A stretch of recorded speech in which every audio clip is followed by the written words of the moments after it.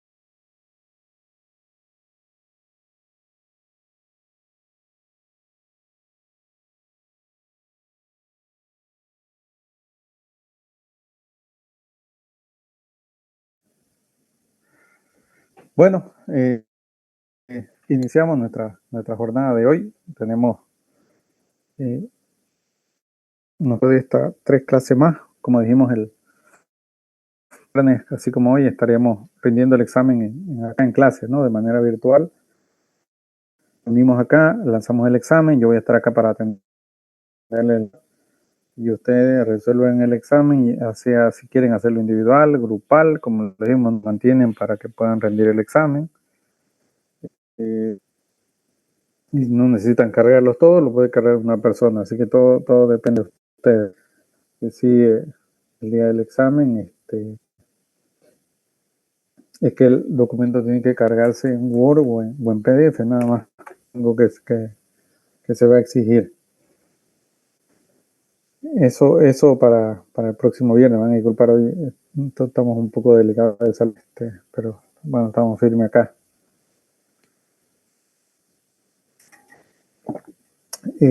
Bueno, ¿qué más?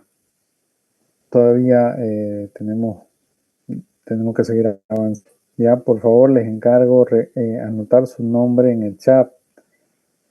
Hice el primer trabajo práctico, les mandé la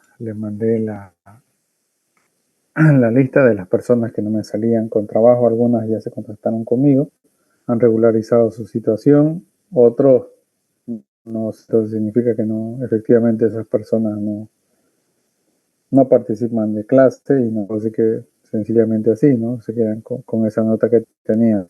Después, habían otras personas que puse una segunda lista, la persona nunca en clases, ¿no? O sea, ustedes tienen una mínima asistencia, se les pide la asistencia ni siquiera es virtual, ni siquiera es presencial, así que sí o sí tienen que pagar, ¿no? Son 7 asistencias que deben tener y solo pido tener 3 faltas, ¿no? Entonces, es importante también que cumplan eso porque no están acá para optar obviamente para un grado académico, así que, como le digo, es virtual, no necesitan, no es presencial, así que se quedan ahí, ¿no? A veces, como le digo, a veces les hago preguntas y yo entendería que tal vez, pero eh, tienen que conectarse y si uno les pregunta tienen que responder, ¿no? Es, es como si estuvieran en clase presencial, eso tienen que verlo de esa manera, ¿no? Si bien son virtuales, también es como si estuvieran presencial, tienen que estar ahí listos para la participación, ¿no? No nos buscan algún problema de micrófono o algo, pero tienen, porque no se olviden que por esta vía están optando por el grado académico de contaduría pública, ¿no? No están acá como una clase más de pregrado, ¿no? Entonces es importante que le den ese cuidado, ¿no? Así que acá Andrea Paricio, nuevamente Andrea, ¿cómo está? Buenas noches. Bueno, Gracias Andrea por la lista, la verdad que su trabajo, la lista que la tiene, le voy a agradecer mucho igual tomar las 4 listas, ¿ya? Agradecerle de verdad mi trabajo, bien su manejo de hojas electrónicas. Bueno, ¿qué más? Hoy tenemos previsto hacer una parte práctica, la vamos a hacer el día lunes, nuestra clase. Hoy vamos a contar con el avance que ya tenía previsto. Van a disculpar por qué, porque como le dije, tuve un caso familiar y personal de salud. La verdad que nos agarró un virus acá en casa complicadito que había estado dando en la ciudad, de estomacal, vómitos y otras cosas más. Así que mis hijos han estado previamente con eso y persona igual la agarró ese virus ayer. Así que anoche estaba de muerte, ¿no? O sea, han comido todo en la clínica y hoy ya está mejorcito ya. Igual yo ayer estaba re mal, ¿no? Hoy decidí no ir a la oficina porque no, estaba muy débil y no da para pensar. Hasta ahorita ya nos hemos recuperado. Ya estamos mejor, con mejor semblante, con mejor habla. Pegando en la ciudad un virus bien complicadito. Obviamente que eso dura entre 3 a 5 días, así que le ha dado, le destroza el estómago, eso al menos vi. Lo tiene mal a uno, así que bueno, esperamos mejorarnos. Estamos mejorcito que lo que estábamos anoche. Eso es lo más importante. Bueno, aquí tenemos, a ver en el chat, por favor anoten su nombre y su apellido, ¿no? Porque una de sus compañeras me dijo, yo me registro con no sé qué nombre, me dijo. Entonces yo le dije, no, Andrea, agarra, toma la lista y los nombres que coloca, ¿no? Nosotros no estamos viendo la conexión si está con, no sé, con un nombre diferente ahí, ¿no? Tiene que colocar su nombre, ¿no? Acá en la lista debe colocar su nombre, ¿no? Estoy participando, Juan Pérez coloca su nombre. Bueno, volviendo nuevamente a lo que vimos, lo que pudimos ver es que el IVA, por ejemplo, hay muchas empresas que tienen actos grabados y no grabados, ¿no? Por ejemplo, las empresas de transporte terrestre por carretera. Esas empresas de transporte terrestre por carretera tienen facturas con tasa cero, ¿no? Pero también el tasa cero se refiere, por ejemplo, a la facturación que realiza un transportista internacional de transporte por carretera cuando realiza el transporte desde la carga boliviana, desde Bolivia hacia el exterior, me refiero a todo, por todo el tramo emite una factura con tasa cero, supongamos va de Santa Cruz hasta Arica o Santa Cruz y Iquique, y por todo ese tramo va a emitir una factura que dice tasa cero sin derecho a crédito fiscal, factura de tasa cero, ¿no? Sin derecho a crédito fiscal, pero sí paga IT por todo el tramo y sí paga IWE por todo el tramo, ¿ya? Por si acaso, ¿no? para que ustedes sepan cuáles son las incidencias de ese pago. Es un IT por todo el tramo, un IWE por todo el tramo, pero IVA cero. O también puede darse a la inversa. Estamos hablando de Arica, Santa Cruz o Iquique, Santa Cruz, y ahí hablamos igual de una factura tasa cero. Tiene que emitir una factura tasa cero, IVA cero, IT 3%, e IWE es un ingreso de fuente boliviana, ¿no? Por todo el tramo. Así está hecha la ley y el decreto supremo relacionado para el servicio de transporte internacional de carga por carretera, ¿no? Es una ley particular que existe para este tipo de servicio, ¿no? Entonces,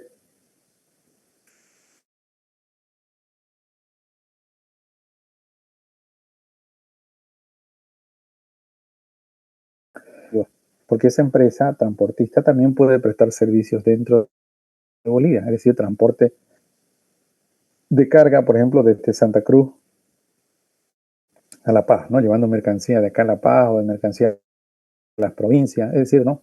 Hace un transporte local, entonces tiene ingresos que son grabados e ingresos que son con tasa cero.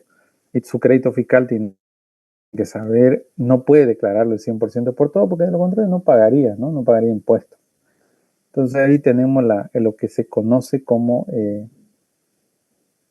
el crédito fiscal proporcional, ¿no? El crédito fiscal proporcional está hecho para este tipo de situaciones, ¿no? En el cual, por ejemplo, él dice, bueno, el 20% se tiene que sacar una proporcionalidad para saber cuánto es aplicable al ingreso grabado y cuánto no es aplicable al ingreso grabado para saber cuánto es la proporción, ¿no? Eso se aplica, por ejemplo, lo aplican las financieras, también las empresas constructoras, lo aplica también las entidades financieras. ¿En qué? En los intereses. Los intereses están grabados con ITEPA, ¿no? Entonces, de lo contrario, las entidades financieras nunca pagarán IVA. Las constructoras también nunca pagarán IVA.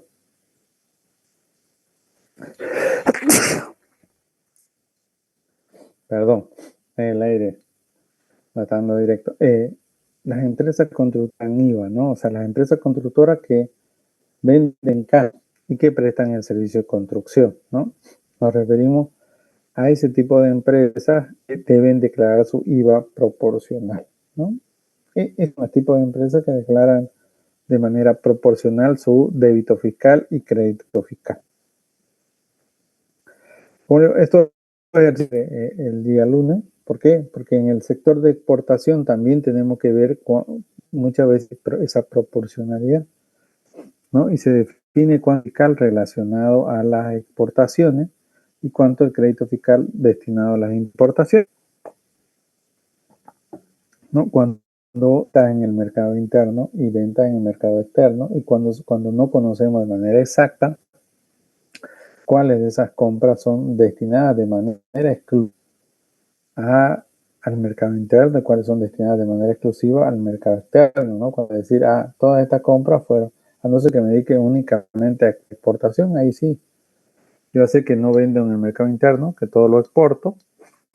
Puedo definir que todo el crédito fiscal está asociado a exportación, pero cuando soy alguien que produzco y vendo tanto en el mercado interno como en el mercado externo, sé que todo lo que produzco está destinado única a la exportación. También hay una parte que está, que se llama destinada al mercado.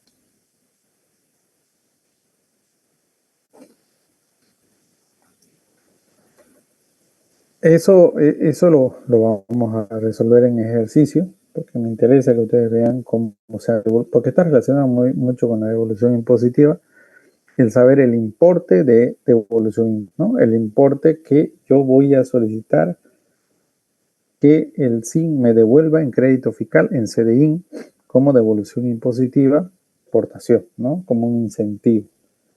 Eso es lo que vamos a ver como ejercicio, ¿no? Nuestros temas a ver ahora son acción de repetición y rectificatoria, que son administrativos, CDI y fiscalización de un CDI, ¿no? Con eso concluimos el avance y el día viernes, ¿no? Que es la fecha en la cual concluimos el examen. Yo todavía tengo que darle un trabajo práctico más adicional porque ahorita ya son 2 trabajos prácticos, ¿no? Ya tienen dos trabajos que hay un tercero más que ya está cargado, que es el de RITEX, ¿no? Como el de RITEX, vuelvo a reiterar, el trabajo puede ser individual, grupal.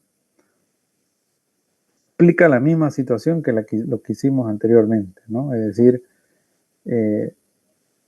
pueden hacerlo individual si así lo quieren, grupal también sean, y una sola persona que sube el trabajo, suficiente. Anoto a todos los integrantes de ese la misma nota, ¿no? Es más, como vieron de todos ustedes, ya tengo la nota de cada uno, ¿no? Del primer trabajo, ahora me falta el práctico.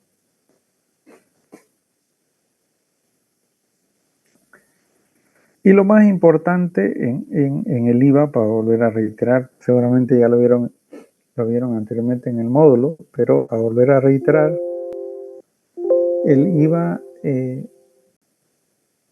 solamente la factura me da derecho al fiscal, ¿no? El tener solamente la factura me da el derecho de computarme el crédito fiscal, ¿no? Debo cumplir ciertos requisitos, ¿no? Y hay un requisito que es indispensable. Espérenme, por favor, un ratito.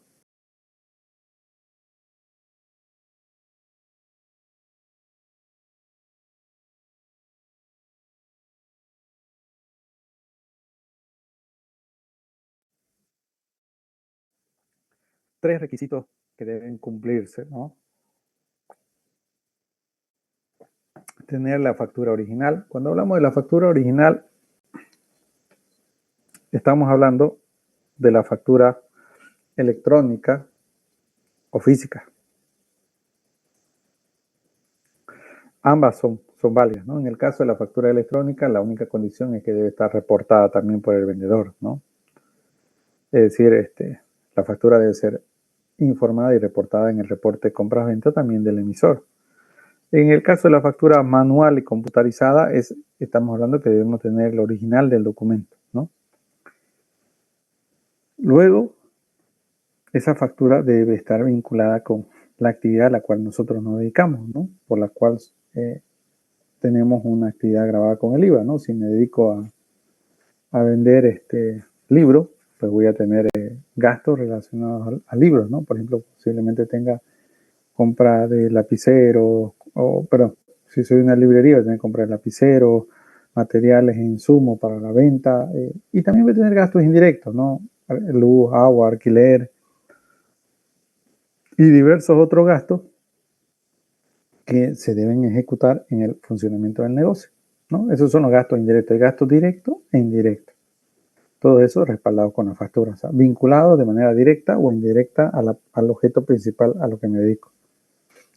Posteriormente, el tercer y último elemento es que debe demostrarse la efectiva realización de la transacción. Y aquí se refiere a eso, se refiere a que debe haber un contrato en caso que exista, una orden de compra, una orden de servicio, tiene que haber los registros contables pertinentes en la contabilidad de la sociedad, debe haber el pago bancario de abono que demuestre que hubo una transacción directa hacia el proveedor, ¿no? De tal manera que la transacción no sea algo ficticia, ¿no? Es decir, existe la transacción y como tal es válida para crédito fiscal siempre y cuando cumpla esos requisitos.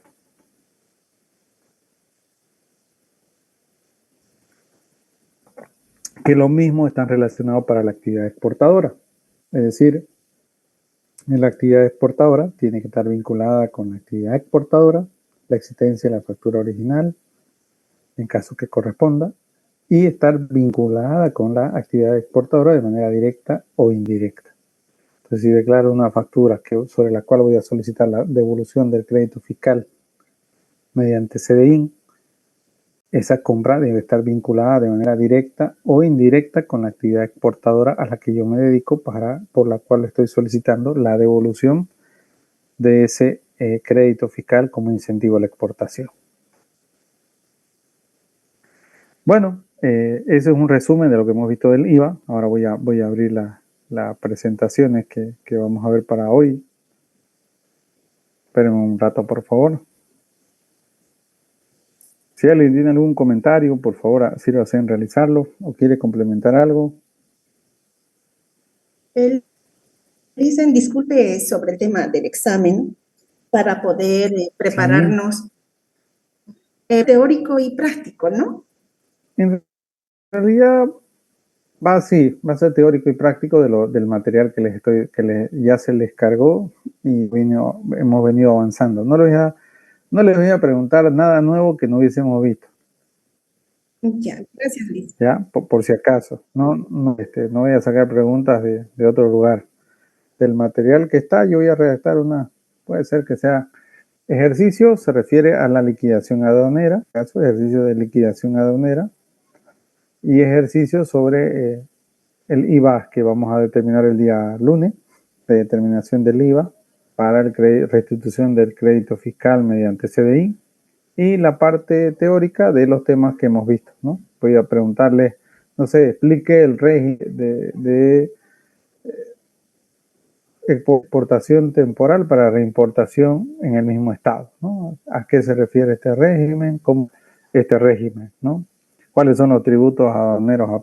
¿No? Sí, preguntas así para que obviamente en grupo o de manera individual responder y cargar el examen. Ya, gracias, Licen. Perfecto. ¿Alguien más tiene alguna otra pregunta?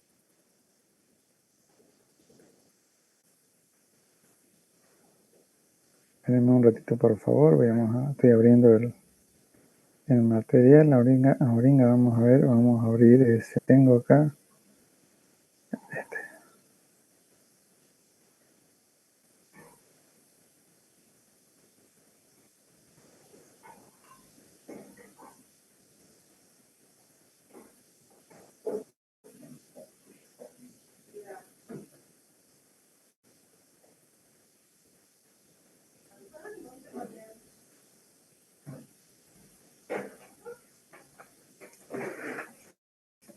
¿Pueden ver la presentación?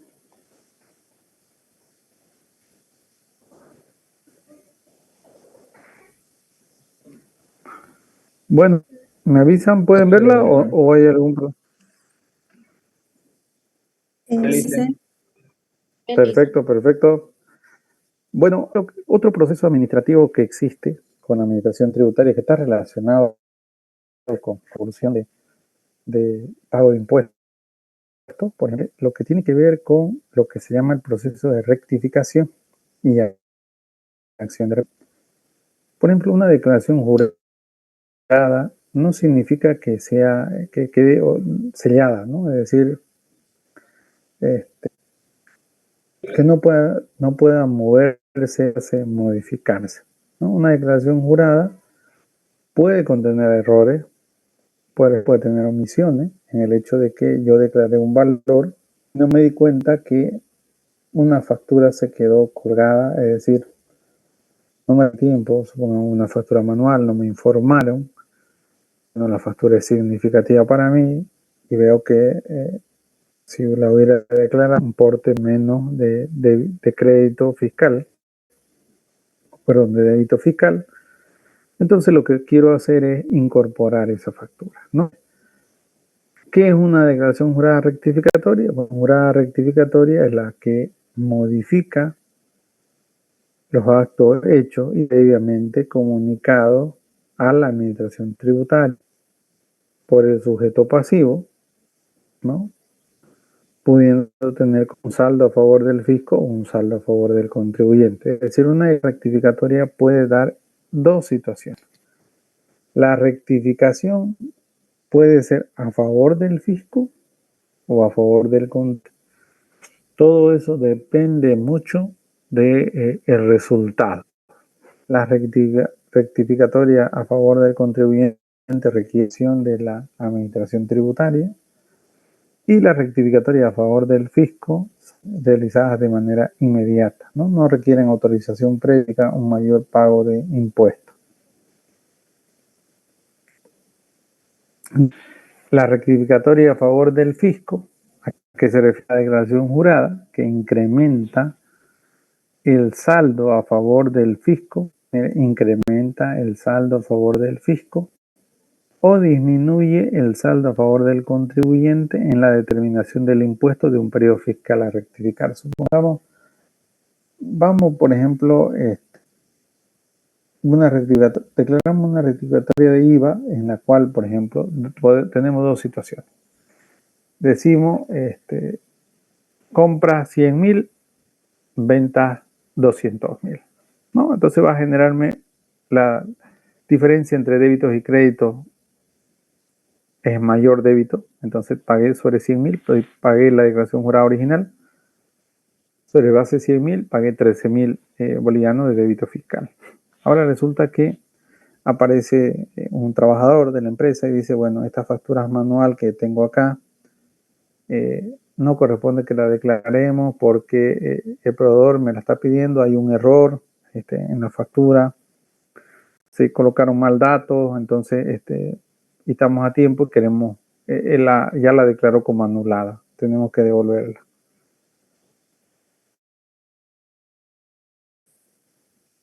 Entonces estamos en una compra de 100.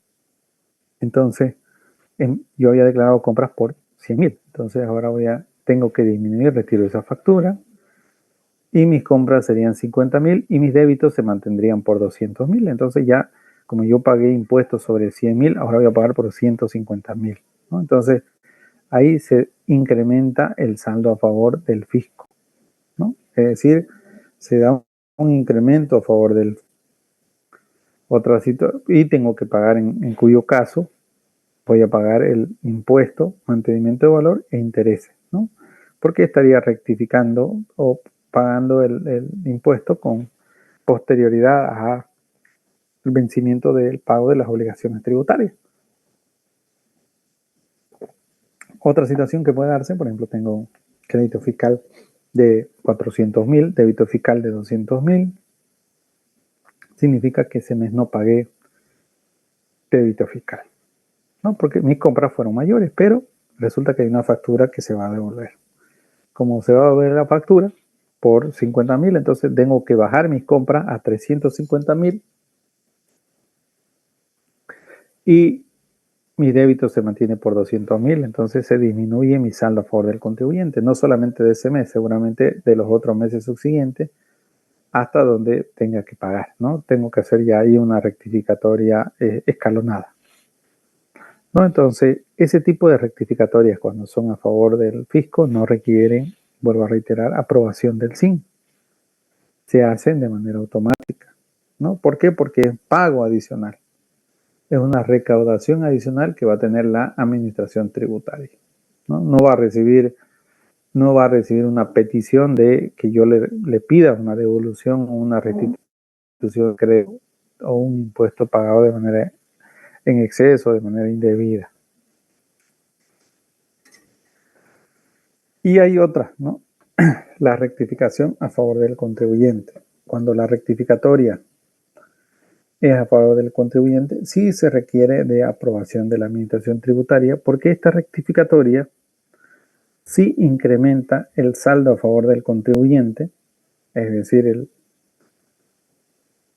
yo me olvidé de declarar una factura por 50.000, supongamos que yo declaré 100.000 de compra y tenía que declarar 150.000, entonces algún olvidó esa factura de 50.000, ahora para poder incrementar esa factura de 50.000 adicional, lo que tengo que hacer es pedir a la administración tributaria la aprobación del proyecto de rectificación de esa declaración jurada, es decir, presentar los fundamentos de hecho y prueba, factura con pago, orden de compra, registro contable, todos los documentos que prueban que la transacción fue efectivamente realizada. Los tres requisitos exigidos en la normativa y la jurisprudencia relevante y aplicable para el cómputo del crédito fiscal. De esa manera, se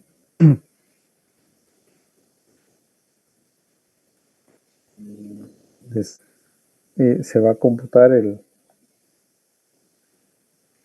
o se va a gestionar con el SIN la aprobación de ese proyecto de declaración jurada rectificatoria.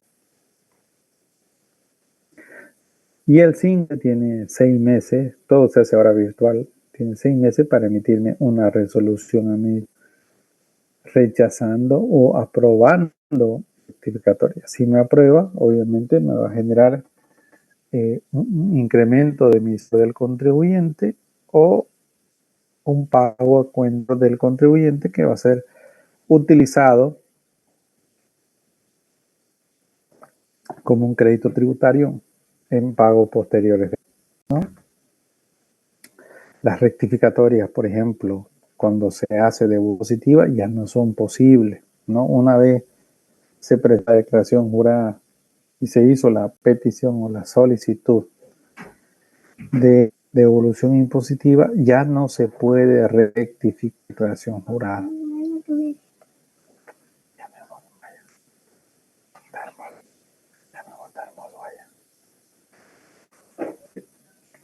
Ya no se puede rectificar la de jurada porque ya se considera algo inamovible, es decir, va a quedar tal cual, ¿no? Entonces es importante esa situación también que ustedes sepan que una declaración jurada ya no puede ser modificada una vez ya cuenta con devolución impositiva.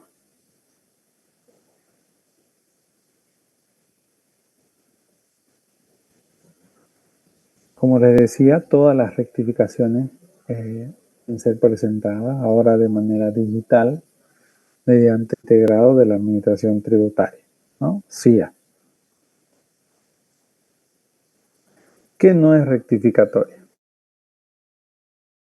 Bueno, no se rectificatoria la declaración jurada que actualiza, ajuste y o información relacionada con la gestión de saldo, ¿no? Cuando hablamos solamente de saldo, que no afecten la determinación del impuesto declarado, considera una declaración jurada rectificatoria, ¿no? Es decir, no debería generar proyecto de aprobación de declaración jurada rectificatoria.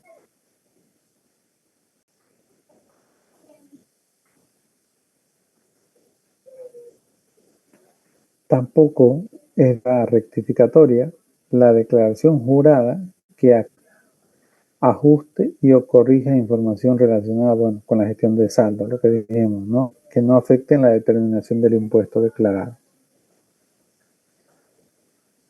Las declaraciones juradas rectificatorias a favor del fisco pueden ser presentadas no solamente una, dos, tres, no tienen una cantidad, ya no hay una cantidad límite para la declaración jurada a favor del fisco, a favor del solo hay una. Tampoco si en este momento tengo un proceso de fisco verificación, no es válido la presentación de una declaración jurada rectificatoria, porque no va a tener la determinación de oficio o lo que está haciendo la administración tributaria, ¿no? En este momento. Y si se hace algún pago, va a ser considerado como pago a cuenta de la deuda tributaria que está determinando la administración tributaria en el proceso de verificación o fiscalización, ¿no? Entonces, si en este momento estamos en una declaración jurada, en un proceso de fiscalización o verificación, y estamos por presentar una declaración jurada rectificatoria, debemos tomar en cuenta que no va a ser aceptada por la administración tributaria y si es aceptada se va a considerar como un pago a cuenta, ¿no? Cualquier importe que pague.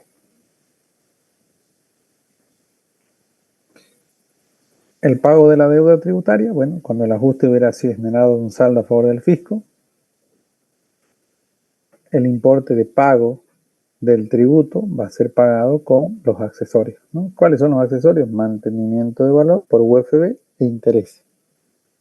Los intereses son escalonados, ¿no? De 4% los 4 primeros años, los siguientes 2 años 6% y a partir del octavo año 10%, ¿no? Es decir, se mantiene en eso, no es que cuando llegue al octavo año va a ser 10% por todos, ¿no? Se mantiene los 4 primeros años a un 4%, los siguientes 2 años o al séptimo año, los siguientes 3 años a 7%, de un 6% y el último año 10%.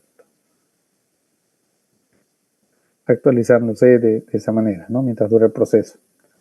Entonces es importante ver también, y los intereses son intereses compuestos, ¿no? Es decir, la forma de determinación de la deuda tributaria no es a interés simple, sino a interés compuesto. Entonces ustedes ya sabrán cuál es el efecto de la determinación de un interés bajo interés compuesto, ¿no?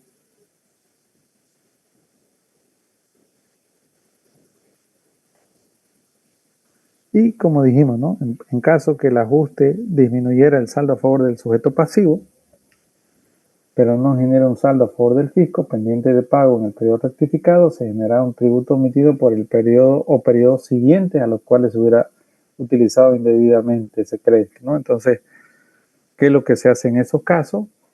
Bueno, en esos casos, al existir un arrastre, se debe corregir las declaraciones juradas presentadas de manera subsiguiente, ¿no? Es decir, todas las declaraciones juradas que se hubiesen presentado de manera posterior deben ser corregidas, ¿no? Es decir, el saldo que hubiese acumulado o tuviese acumulado y que esté siendo corregido por una declaración jurada rectificativa debe ser enmendado, corregido también, pagando el tributo en el periodo que corresponde, ¿no? Tributo más mantenimiento de valores e intereses en el periodo que corresponde producto de la modificación del saldo.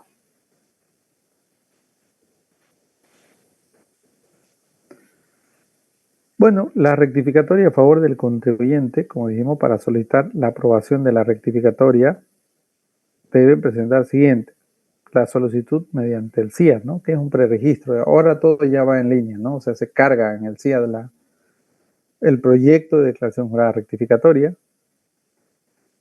y después les notifican al buzón un auto motivado con el cual les solicitan ya la documentación que usted va a respaldar para ese proyecto de declaración jurada rectificatoria. Tiene que apersonarse a las oficinas de la Administración Tributaria para presentar sus fundamentos de hecho y prueba en un documento escrito, más la documentación de respaldo, ¿no? Entonces, que está acompañando a ese proceso y que respalda el proceso de rectificación, ¿no? No es que, por ejemplo, si usted quiere incrementar una factura, va a acompañar la factura con todos los comprobantes de pago de esa factura, ¿no? Contable, financiero, todos los comprobantes de esa factura. No es que va a acompañar el universo de otras facturas que están en su reporte de compra, simplemente la factura sobre la cual está haciendo la petición. Ante eso, el sistema genera un número de trámite, ¿no? Ese número de trámite es el seguimiento al proyecto de declaración jurada rectificativa. En caso que el fiscalizador o la administración tributaria requiera alguna otra documentación adicional, les va a solicitar mediante, obviamente, un auto administrativo, todo a través del buzón tributario. Todo eso era de manera física, lo colocaban en el tablero de notificaciones del fin. Ahora ya como es digital, ya lo notifican, ¿no? Por el buzón tributario que uno entra. Y aquí los días son improrrogables. Sí, en estos autos motivados no le dan ampliación de plazo. Como se considera que es una solicitud del contribuyente tener todos los documentos que demuestren o de hecho y respaldando su petición, y por ende no les dan, no puede pedir prórroga, ¿no? Entonces, ¿cómo funciona la notificación del buzón tributario para que ustedes sepan? Un buzón notificado de la siguiente manera: llega la petición a su buzón, llega el correo y ustedes pueden ver que ya llegó. Si ustedes lo abren en ese momento se da la notificación. en el momento que abren abren el correo, no el buzón. Pero si dicen, pucha, me ha llegado un automotivado, no tengo tiempo, estoy en cierre de declaración de impuestos y sé que puede ser que sea 5 días el plazo, pues no tengo ese plazo, quiero darme un margen, no lo leo, no abro y al quinto día de hábil de llegado de ese correo, supongamos que fue notificado este jueves, por ejemplo, ayer, que hubiese sido no puso. Entonces estamos hablando, llegó el jueves, primer día es hoy viernes, segundo día va a ser lunes, miércoles y jueves de la siguiente semana. Si ustedes no lo leen, ya se queda por notificar 4 de la tarde. Ya se queda aplicado y de ahí comienzan a correr recién los 5 días. Entonces no se desespere, algo a su buzón y está todavía ahí con el color bien marcado, si eso significa que no está leído. Y en el buzón es fácil, dice ahí, y ya está ahí, establece los plazos, ¿no? Establece la fecha más. Entonces, todas esas cuestiones es importante que ustedes sepan que la notificación se da al quinto día hábil si es que usted no leyó el correo. Por eso que es importante también que revisen su buzón, porque si les llega algo al buzón y ustedes no revisan, puede ser que tenga proyecto de ejecución sin subsanar, ¿no? ¿Alguna pregunta que tengan hasta acá? Elise, en una consultita, caso Claro. de que un contribuyente que es a su favor el crédito fiscal y Evite dice que por una sola vez se tiene que realizar el proyecto, ¿qué tiempo, digamos, tiene impuestos nacionales para poder? Esto yo le hablo de cuando no había todavía y actualmente, digamos, esos proyectos de rectificatoria, cuando era manual, cuando no es el sistema, no aparecen, ¿no? A la fecha. ¿Qué tiempo tendrían los nacionales para dar a conocer al contribuyente de esas rectificatorias que, mire, ya pueden ser 2, 3, 4 años? Estaba solicitando al contribuyente justamente por una póliza que he considerado en su momento, pero que ha presentado la rectificación. Obviamente el crédito fiscal de esa póliza todavía no ha sido útil el formulario, pero presentó su proyecto. Yo le hablo de la experiencia. Antes, no, o sea, si bien el plazo estaba, la administración tributaria de los 6 meses siempre estuvo, pero la administración tributaria obviamente por otra prioridad, ¿no? La prioridad es recaudar. Entonces su fin es recaudar, generar cotización, y esto estamos hablando de rectificatorias de devolución. Entonces los recursos eran limitados, entonces se atendía lo que se podía, ¿no? Y tardaban los proyectos entre 1, 2, 3, 5, 6, 7, 8, 9 años, o 7, 8 años, en el mejor de los casos. Pero daban respuesta, no tardó ese tiempo. Ahora, en su caso en particular, si este proyecto es muy... Yo le hablo de que con esta resolución administrativa que hubo hace poco, todos los proyectos que eran antiguos tenían que ir al nuevo sistema, el CIAT. Había que cargar la información en el CIAT para que se generen los trámites en el CIAT, de tal manera que se puedan resolver, si no se iban a considerar como no presentados. Es decir, como que si nunca estaba ese proyecto. Es importante que en su caso particular verifique si aún continúa en estado proyecto su declaración jurada rectificativa, porque si no continúa, tiene que iniciar el trámite en el CIAT nuevamente. Y obviamente las rectificatorias solamente se pueden presentar dentro del término de la prescripción. Es decir, si 8 años, antes no había este plazo, por si acaso, ¿ya?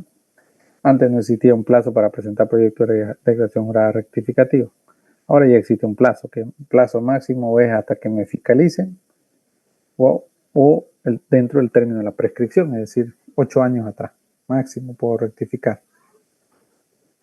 Ahora, en su caso en particular, tiene que verificar si en el portal del buzón del SIN o en el portal del SIN, en la parte de declaraciones juradas, hay uno que dice proyecto rectificatoria, está el número de trámite de su proyecto. Si no está, tiene que presentar el trámite por el CIA. Tiene que generar el número de TIC que, por ejemplo, dieron acá en Santa Cruz, por ejemplo, hasta mayo, todos esos trámites tenían que estar colocados. Le hablo eso porque el personal mío, por ejemplo, estuvo a cargo de eso, estuvo coordinando con la parte de la administración tributaria para cargar los nuevos proyectos en CIA. Y producto de eso, por ejemplo, tuvimos, de proyectos antiguos que habíamos presentado, tuvimos las resoluciones administrativas el mes pasado, de aprobación de una póliza, por ejemplo, de una DIN, igual que ustedes, ¿no? Una DIN que no pudo ser computada en el periodo por información tardía, pero ya nos los aprobaron el cómputo del crédito fiscal. Y igual de unas declaraciones juradas rectificatorias de otros años atrás, pero fue mudando a los trámites del CIA. Entonces, eso es importante, que esté con un ticket en el CIA ahora en línea. Sí o sí tiene que tener, por eso es importante que vaya y se apersone a las oficinas de la administración tributaria para darle continuidad a este proceso, porque de lo contrario puede ser que esté considerado como no presentado y no vaya a recibir la atención. Es muy importante cuando uno hace proyectos de rectificatoria, por ejemplo, si presenta la petición, cada 6 meses o cada cierto tiempo presentar notas pidiendo pronunciamiento, es decir, solicito pronunciamiento, porque esa solicitud de pronunciamiento lo que hace es ayudar a que el proceso yo le esté dando celeridad, esté molestando a la administración tributaria para que me dé una resolución. Si no lo hago, puede considerarse en el tiempo, se llama, no decían ustedes, han escuchado el silencio administrativo, ¿no? Entonces ahí puede darse un silencio administrativo negativo. Y eso ya tendría que verlo con la parte legal. Gracias, Lina. ¿No? Entonces, eso le comento en la realidad, en lo que vi, todos se mudaron al CIAD en línea. Entonces, su caso también tiene que verlo bajo esa misma óptica.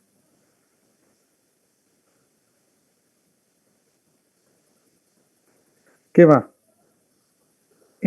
¿Puedo desistir una rectificatoria? Sí. Por ejemplo, si estoy en pleno trámite y me doy cuenta que cometí un error y en vez de haber incrementado 2 facturas estaba incrementando solamente 2, inmediatamente desisto antes que... Solo en el sector de hidrocarburos se pueden presentar hasta 4 rectificatorias, si acaso. Solamente en el sector de hidrocarburos a favoriente, porque hay un decreto supremo particular que permite eso, es el decreto 29.526. Para el resto de contribuyentes solo se puede presentar una vez a favor del contribuyente. Ya, entonces, para evitar, como pasa esta situación, no puedo estar presentando 2 veces, tomar en cuenta de que si me cometí un error antes de que, ponerlo así, si sé que me van a aprobar, entonces desisto. Pero, por ejemplo, si me rechazan la rectificatoria por algún error o alguna documento que faltó presentar, no significa que mi petición haya finalizado. Puedo volver nuevamente a presentar mi proyecto de declaración jurada rectificada por si acaso. Si yo decido no impugnar porque veo que tiene razón en haberme rechazado, puedo presentar nuevamente el proyecto de declaración jurada rectificatoria porque tuve un rechazo, es decir, como si nunca hubiera esa petición de declaración jurada rectificativa. Bueno, los voy a dejar acá unos minutos, por favor. Nos canso de 20 minutos y volvemos en 20 minutos. ¿Todo bien?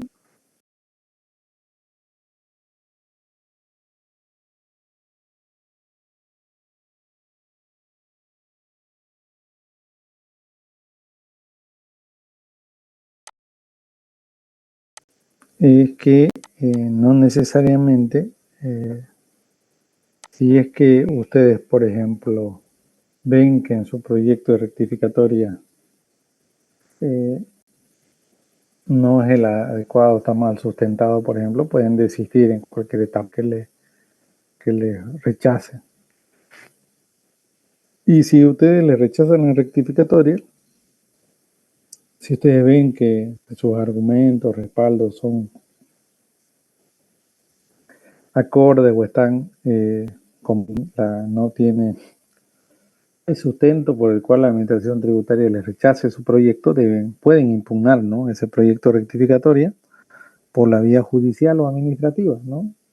Tienen los plazos computables previstos en el Código Tributario, en el caso de la vía administrativa, en la Ley 2492 o la Ley 1340, en el caso de la demanda contencioso tributaria. Como les decía, al finalizar el trámite, la administración tributaria va a emitir una resolución administrativa, que es el acto impugnable, mediante el cual va a rechazar o aprobar el proyecto de declaración jurada rectificativa. No hay medias, no hay otro, ¿no? O rechaza o aprueba, ¿no? Entonces, si rechaza, yo ya sé que puedo volver a presentar si es que creo que he cometido errores, no junté documentación o expliqué mal, o impugnar en caso de que considere que está lesionando un derecho. Si me aprueba, perfecto, tengo que esperar que la declaración jurada principal quede como aprobada, como cambie en el estado de la rectificatoria en el CIAP del SIN, para que pueda computarme el pago a cuenta o crédito fiscal que me ha generado este proyecto de declaración jurada rectificativa. Si tienen alguna pregunta, háganla por favor.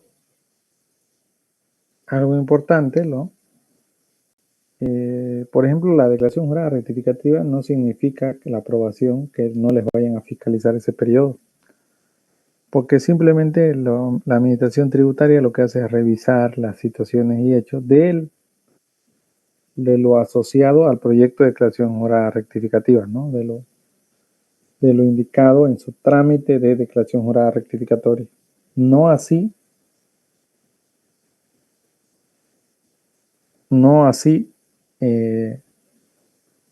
las otras compras, por ejemplo, que tuviesen declaradas. Por ende, la administración tributaria puede hacerle un proceso de verificación, fiscalización después a todo su IVA de ese periodo, porque efectivamente la administración tributaria no corroboró, no hizo una fiscalización parcial o integral de esas demás compras, ¿no? Porque simplemente se revisa las compras por la cual están solicitando el incremento del crédito.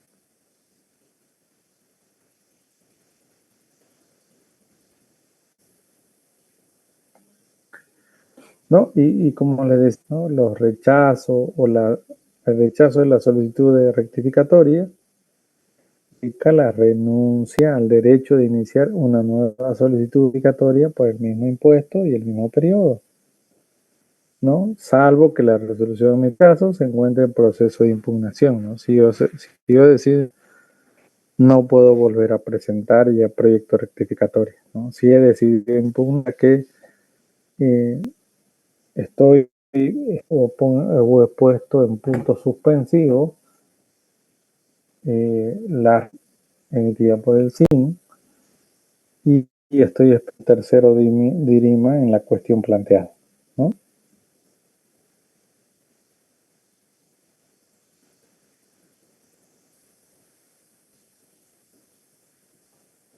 Bueno, los pagos efectuados en hora presentada consideradas como pago a cuenta en la declaración jurada rectificatoria aprobada por la administración tributaria. Así que significa que si el contribuyente que pagar 13.000 y ahora como está incrementando su crédito fiscal de 100.000, 50.000, no era 13.000, sino era 9.000, significa que la diferencia va a ser considerado como un pago a cuenta, ¿no? Va a ir como a la casilla como pagos a cuenta utilizado en periodos posteriores, no para que lo use como un crédito tributario que puede compensar con otros del mismo impuesto en periodos posteriores. Plazo, lo que dijimos, la declaración jurada rectificativa puede ser presentada hasta incluye el periodo de prescripción o hasta antes del inicio de la fiscalización o verificación premium. La administración tributaria dispondrá de un plazo máximo de 6 meses, computable del día siguiente hábil a la generación del trámite, para emitir la resolución administrativa de aprobación o rechazo según corresponda, ¿no? Eso ahora los plazos por el CIA, ¿no? 6 meses para emitir una resolución. Estos 6 meses que la administración tributaria puede extenderse, ¿no? ¿no? Pero en 6 meses debería concluir, porque obviamente la administración tributaria, responsabilidades serían posteriores para el funcionario, ¿no? No haber emitido resolución en el plazo previsto.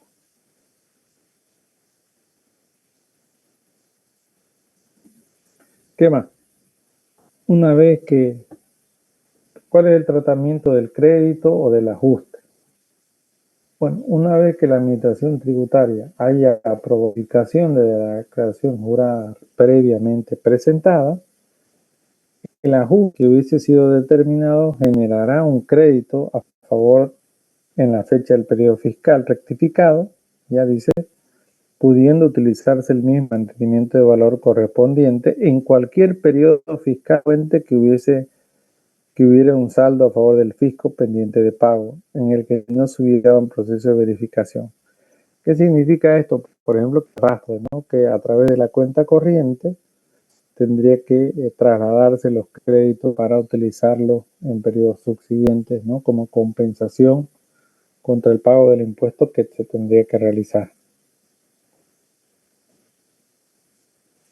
¿Y qué más dice, no? El contribuyente tendrá el derecho de solicitar la acción de repetición en el marco de la norma vigente cuando la acción de repetición es el tema que vamos a ver ahorita, pero es el proceso que sigue a un proyecto de rectificatoria, pero no para el IVA. Para el IVA no aplica la acción de repetición, pero sí aplica para otros impuestos, como por ejemplo retenciones y huellas que se hubiesen pagado en exceso, ¿no? Es decir, otros impuestos que no se... El IVA puede aplicarse la acción de repetición para recuperar ese crédito fiscal o ese crédito tributario pagado en exceso. Solamente es aplicable cuando hay un pago en exceso.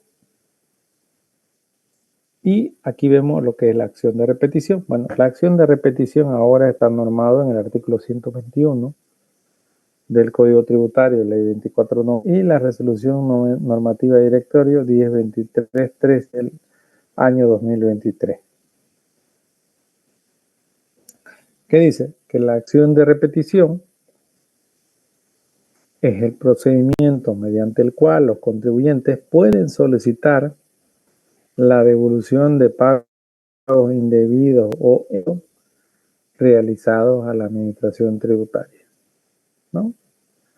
Es el procedimiento mediante el cual los contribuyentes pueden solicitar los pagos indebidos o en exceso realizados a la administración tributaria. Entonces, para que sea un pago indebido o en exceso, la administración tributaria tiene que efectivamente indicar que corresponde a un pago indebido o en exceso. ¿Qué es un pago indebido? Bueno, un pago indebido es un pago no exigido por ley, es decir, que el pago se realiza sin que exista la obligación de efectuarlo. Por ejemplo, declaré en un formulario que no correspondía. No correspondía que declare el formulario 430 ni el 400, tenía que haberlo declarado en el 400 y declaré en el 430, ¿no? Un ejemplo. O declaré un formulario que no correspondía, ¿no? Tenía que haber declarado en el formulario 530 y declaré, en el 604 y lo declaré en el 530, ¿no? Entonces estamos hablando de que sea un pago indebido. Y un pago en exceso es un pago mayor al exigido por ley, ¿no? Cuando, por ejemplo, me equivoqué y estoy pagando más de lo que debía haber pagado. ¿No? Pago en exceso, por ejemplo, puede darse el caso de que pague 2 veces la misma retención tributaria, ¿no? Un ejemplo. Entonces, tengo todo esto, tengo que demostrarlo. Muy probablemente haga mi proyecto. Primero, debería partir con mi proyecto de declaración jurada rectificatoria, en los casos que corresponda. y cuando el crédito fiscal o el crédito tributario sea reconocido, ahí ya puedo generar posterior a eso el trámite o tengo que presentar la solicitud de acción de repetición para recuperar lo indebidamente pagado mediante la entrega de CENOCREF, ¿no? Certificado de nota de crédito fiscal, por si acaso, un título valor emitido por el propio Servicio de Impuestos Nacionales que puede ser utilizado para pagar cualquier tributo, una vez redimido en la cuenta corriente de valores del contribuyente. ¿En qué caso procede la acción? Bueno, la acción de repetición procede en pago indebido o en exceso efectuado por cualquier concepto tributario que no haya sido objeto de compensación u oficio, entendiéndose como tales los pagos determinados por el sujeto pasivo. Los pagos realizados estando en curso un proceso contencioso. Por ejemplo, decido, ¿por qué se da este contencioso administrativo? Cuando uno impugna por la vía administrativa, la impugnación por la vía administrativa termina o se concluye con la resolución de recursos jerárquicos. La resolución de recursos jerárquicos es un tutoriable, pero ello no significa que yo no pueda impugnar esa resolución jerárquica por la vía judicial, presentar una demanda contencioso administrativa. Entonces, el contribuyente, al no haber anunciado interponer una demanda contencioso administrativa y no tener los fondos suficientes como para garantizar el proceso, o sea, es decir, el contribuyente dice, bueno, no quiero presentar garantía por el costo y todas esas cosas, entonces pagar la deuda tributaria. Paga la deuda tributaria, pero interpone la contencioso administrativa. Resulta que la sentencia que emita el Tribunal Supremo de Justicia le es favorable. Entonces, si le es favorable, significa que no correspondía ese pago. Por ende, va a iniciar una acción de repetición para que le devuelvan lo indebidamente. Esa es una de las formas de acciones que puede generar acción de repetición. Lo otro son los pagos en exceso en facilidades de pago incluidas, o sea, pago que hubiese hecho de más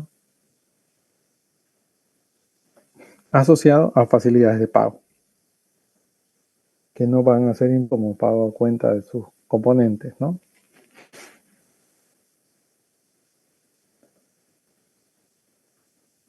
¿Para qué no la acción de repetición? Como les decía, la acción de repetición es aplicable contra el impuesto a las transacciones pagado en la venta de bienes inmuebles.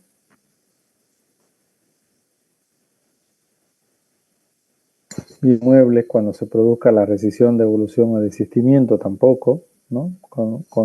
Que estamos hablando del formulario 430 en particular, que se declara en ese tipo de transferencia.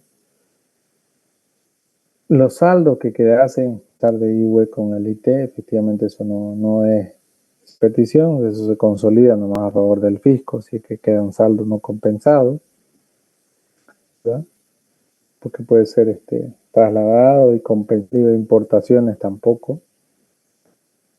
Saldo de RSIVA, es decir, porque trasladado a los siguientes contribuyentes, ¿no? El saldo es único, trasladar a un nuevo contribuyente, a un nuevo empleador para seguir utilizándolo. El pago de deudas tributarias prescritas, por ejemplo, tributarias que se estén pagando y que dicen ya prescrito, pero que yo decido pagar, eso tampoco.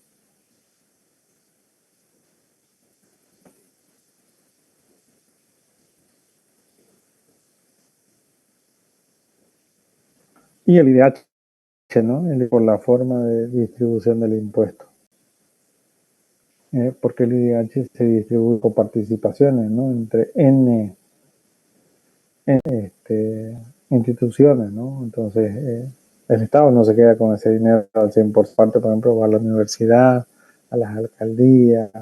Entonces, la distribución es bien compleja, entonces el IDH para que haya una devolución de IDH, ¿no? Con acción de repetición. ¿Cuáles son los requisitos? Bueno, los requisitos en el caso de declaraciones juradas se debe contar con una rectificación de la declaración jurada aprobada por el SIN. Tiene que existir una declaración jurada mediante el cual el SIN apruebe o acepte ese crédito tributario como pago a cuenta. Es decir, exista un saldo de cuenta declarado en el formulario. La acción de repetición, algo importante, 3 años computables a partir del momento en que se realizó el pago indebido o en exceso, ¿no? Hay un plazo. Si dice el pago indebido o en exceso, en este momento, tengo 3 años para solicitar la acción de repetición. Si veo que esta rectificatoria está demorando bastante y no va a salir antes de los 3 años, lo que tengo que hacer es interrumpir la prescripción presentando la acción de presentando aquí en este caso el formulario 576 con la solicitud de acción de repetición para hacer el plazo de prescripción de la acción de repetición a la espera de que el SIN resuelva la declaración jurada rectificativa, ¿no? Entonces, muy importante que todo ya se hace electrónico, como les decía. La solicitud de acción de repetición igual se presenta el formulario 576 y luego hay que fundamentar la solicitud de la repetición y mejor aún con resolución administrativa, eso facilita aún más la devolución. Y algo importante, ¿no? Que el monto devuelto o el crédito devuelto tiene que ser repuesto con mantenimiento de valor, es decir, con UFB, ¿no? Que va a involucrar la variación desde la fecha de pago del crédito tributario hasta el día de la devolución, ¿no? Bueno, hasta el momento en que le entregue los Cenocref, ¿no? Hasta ese momento va a actualizar el crédito tributario y le van a dar un Cenocref con mantenimiento de valor. Y una vez evaluada la solicitud de acción, cuando ya se presenta la solicitud de acción de repetición y esta es aceptada ya como tal, el SIN tiene 45 días para la generación de, en este caso, la resolución administrativa que rechace o acepte total o parcial la repetición solicitada. Cuando ya hay una resolución administrativa es mucho más fácil, como les digo, la repetición no va a ir más allá, van a entregarle, a no ser que consideren que ya está prescrita, ¿no? Si consideran que ya el tiempo pasó, no les van a devolver, pero eso no significa que pierdan el crédito, pueden compensar, ¿no? Con el pago del mismo impuesto. ¿Con qué les devuelven? Con este Cenocref, ¿no? ¿Qué es el Cenocref? Es a partir de la notificación de la resolución administrativa de aceptación de la acción de repetición. El SIN tiene 60 días para emitir los Cenocref o el certificado de nota de crédito fiscal para entregarlo, en este caso, al contribuyente para que éste pueda recoger este título valor, que también es negociable, es decir, puede venderlo también a terceros, no significa que necesariamente se quede con él, puede venderlo a terceros, comercializarlo, monetizarlo o quedarse con ese título valor y utilizarlo para redimirlo en su cuenta corriente y utilizarlo para pagar otros impuestos. ¿Alguien tiene alguna pregunta hasta acá?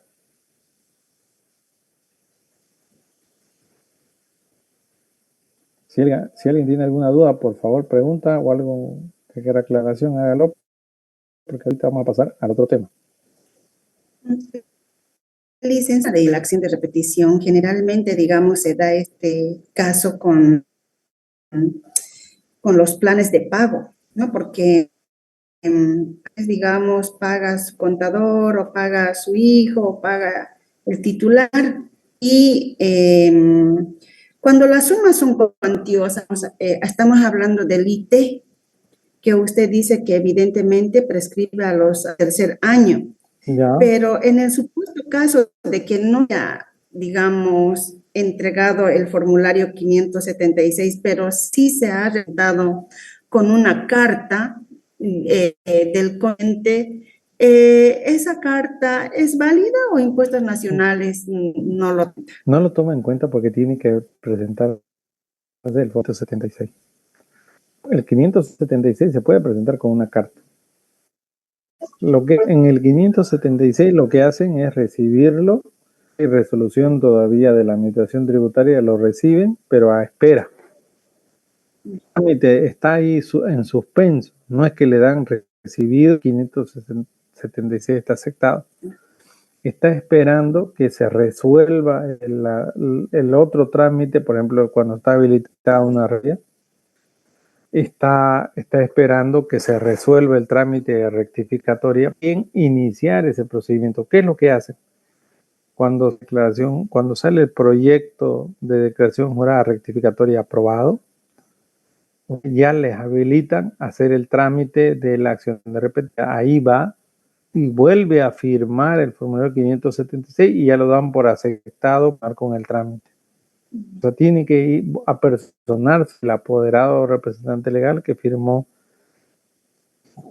el formulario 576, pero la sola carta no es suficiente para interrumpir el plazo de prescripción. Pero dicen es paradójico, ¿no? Porque impuestos nacionales, usted sabe que, por ejemplo, impuestos, si bien existe la prescripción, pero la prescripción impuestos nacionales rompe, digamos, con ciertas publicaciones que realiza en un medio escrito. Va rompiendo el tiempo, pero en el supuesto caso, digamos, un contribuyente haya pagado cifras, yo tengo conocimiento de que han pagado cifras, digamos, arriba de 100,000, 200, impuestos nacionales, si bien, digamos, oportunamente su abogado tributarista o el contador no lo han representado, debería haber una resolución, ¿no? Donde evidentemente, si bien el pagado en demasía, también que tenga el mismo manejo que la deuda que ellos cobran, ¿no es así? Imagínense volver a pagar o perder unas exorbitantes, prácticamente estaríamos trabajando para el Estado, ¿no? Y no nos da la opción de recuperar y paralelamente nos hacen, digamos, cierta congelación en las cuentas en la cual existe no 100 bolivianos, sino existen 500,000, 300,000, 200,000, que la persona no la puede utilizar fecha y eso está ignorado desde hace más ya de 13 años, 8 años, donde no puede hacer nada el contribuyente y donde ya se siente impotente, digamos, el contribuyente y prácticamente muchos han dejado, digamos, su actividad, ya sea de ventas o servicio. Solamente ese tema, porque no hubo un asesoramiento correcto en su momento. Bien que dice, ¿no? Por eso que dice antes, esto es lo que estamos avanzando acá, que los contadores, asesores y abogados conozcan el debido proceso, ¿no? Porque es muy importante darle esa seguridad a la gente, ¿no? A quien estamos nosotros brindando respecto a la forma, los medios, los plazos que debemos o que debe realizar para evitar este tipo de situaciones. Por ejemplo, si he hecho un pago indebido o un exceso, presentar los recursos que en derecho corresponden para recuperar ese pago indebido. Bien, que por ejemplo, en el caso del proyecto de rectificatoria, presenté la acción de repetición en el plazo, puedo utilizar crédito como un pago a cuenta de mi mismo impuesto que voy a pagar, ¿no? A no ser que no pague más ese impuesto. Ahí sí sería lo complicado, ¿no? Es decir, que no sé, el primero 430 otra vez. O sea, ahí sí. Entonces, pero si por ejemplo, si estoy de acciones y cada vez pago el ERC-IVA, por ejemplo, ¿no? O perdón, el ERC-IVA no es aplicable. El ERC-IVA sí es aplicable por la declaración jurada del 608. Si pago cada vez, entonces voy a utilizarlo como pago a cuenta en el mes siguiente, ¿no? Entonces puedo, solo que no lo voy a poder actualizar con mantenimiento de valor, nada más. Después, en el tema que usted menciona, en el tema de la pignoración, entiendo que hoy en día Impuestos Nacionales congela las cuentas, pero no congela las cuentas por el monto total, ¿no? Antes las congelaba por el monto total. Eso sí, efectivamente, hasta hace unos años atrás, el monto total de la cuenta era congelado, no solo en un banco, sino en todos los bancos, por el valor total de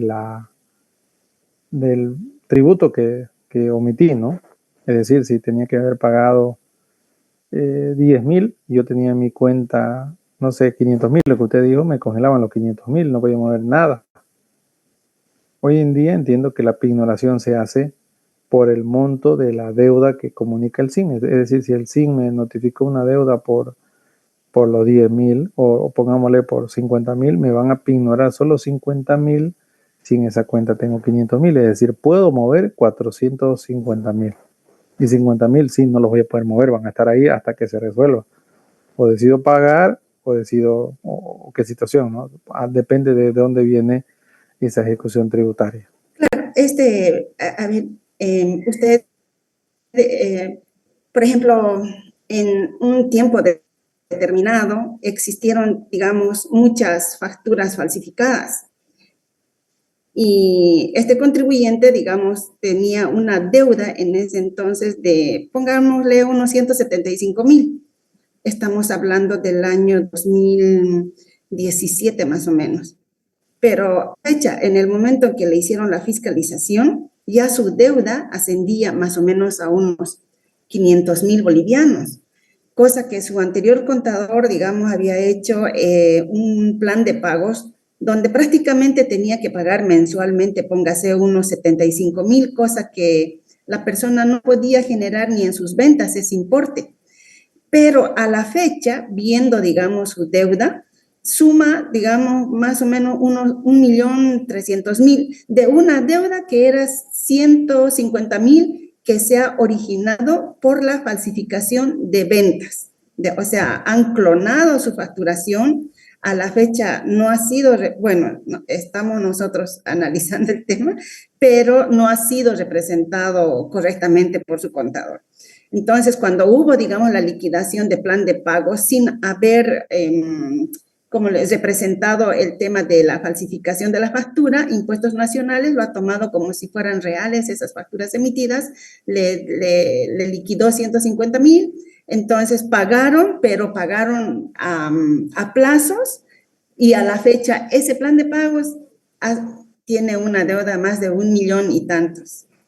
Y desde ese entonces, como le digo, esos 500,000 no lo puede sacar del banco y también paralelamente pagó, digamos, un IT en acción de repetición 2 veces por 180,000, que a la fecha tampoco, digamos, se puede recuperar y son casos insólitos que suceden en el tema tributario. Y para eso realmente, mire, yo le agradezco este tema de lo que estamos pasando. Son muy importantes para nosotros como profesionales, porque tenemos que tener el debido proceso, el debido conocimiento e ir, digamos, con este tema de los tiempos y movimientos, porque también si hay que digamos, representar una acción de repetición, tiene también su tiempo determinado, es como un proceso. Si pasamos al día siguiente, ya Impuestos Nacionales no quiere ni repetir nada. Por ejemplo, en el plan de pago, si usted paga la fecha de vencimiento, digamos que es 30 o 31, y pagó, pero el sistema no lo agarra, digamos, esa misma fecha, sino al día siguiente a primera hora. Entonces, el contador debe verificar ese tema e ir inmediatamente, por decir, a Impuestos Nacionales, hacer validar ese pago. Y esto prácticamente sucede cuando aquellas personas han acumulado 3 cuotas, digamos, ¿no? Porque cuando es normal no pasa nada, pero cuando ya están en peligro, pagan al tercer mes y es ahí donde hay que cuidarlo, digamos, como nosotros como contables a nuestros a los contribuyentes de Impuestos Nacionales. Le agradezco mucho por la aclaración de esta acción de repetición, muy, muy buena. Perfecto, no se preocupe. Yo siempre voy a decirles algo y se los dejo acá en mensaje. Lo barato cuesta acá. Y algo importante es, muchas veces los contribuyentes, los clientes no quieren pagar el valor que uno les dice. Yo les digo esto porque me toca asesorar por fuera.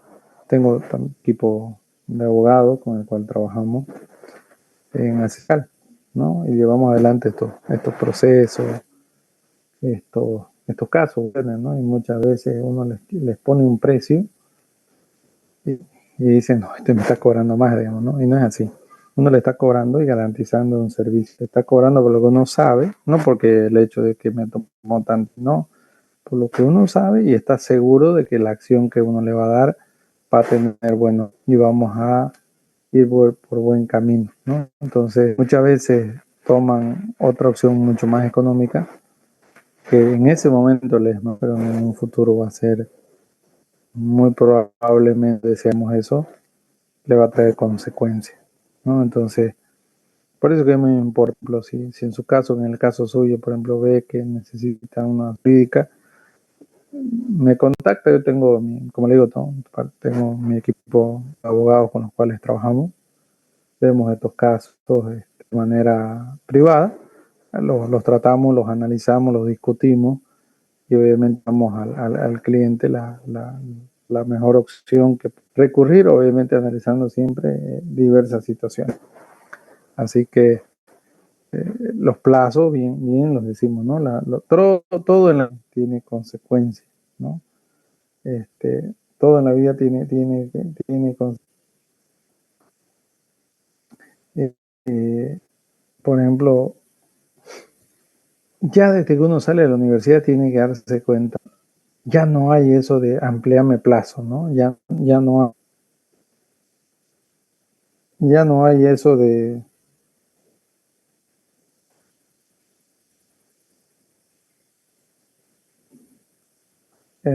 ¿qué se llama? Ya no hay eso de que yo puedo diferir algo, ¿no? Hay plazos definidos. Si yo tengo para hacerlo, tengo que hacerlo en los 3 años. Y algo más importante que yo se lo digo con experiencia y los comparto siempre, porque las cosas uno tiene que transmitirlas, ¿no? Por ejemplo, intentan una acción de repetición, una rectificatoria.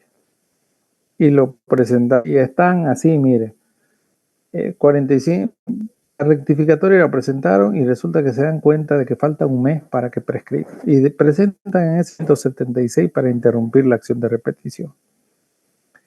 Pero el peor de los casos resulta que su rectificatoria incumplieron, pero no hay la rectificatoria. La rectificatoria un medio año más en salir. Es decir, ya pasaron 3 años y medio. ¿Cómo lo considera el SIN? Lo considera de la siguiente manera. Si 3 años y medio pasaron, si sale la resolución administrativa rectificatoria y ustedes inmediatamente tienen que ir a presentar su acción de rectificación. Si dejan pasar, una vez les notifican la resolución administrativa y lo presentan, van y presentan el formulario 576, o sea, 2 meses desde que los notificaron, ya prescribió. El SIN dice ya está prescrito porque solo suspendieron un mes. Un mes la prescripción de la acción de repetición.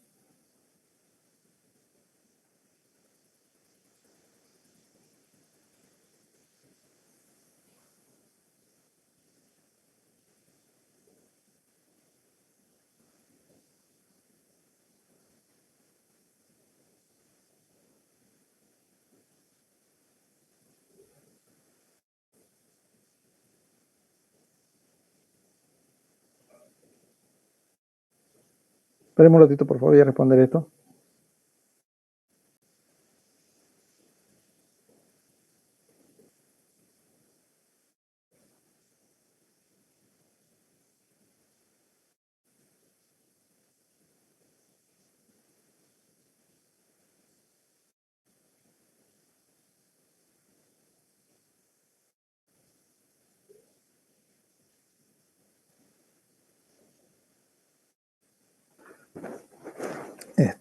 Tenemos que darnos cuenta siempre de eso, ¿no? Que los plazos debemos cumplir, porque si no los cumplimos, tienen consecuencias, ¿no? Esas consecuencias son bien complicadas, ¿no? Entonces,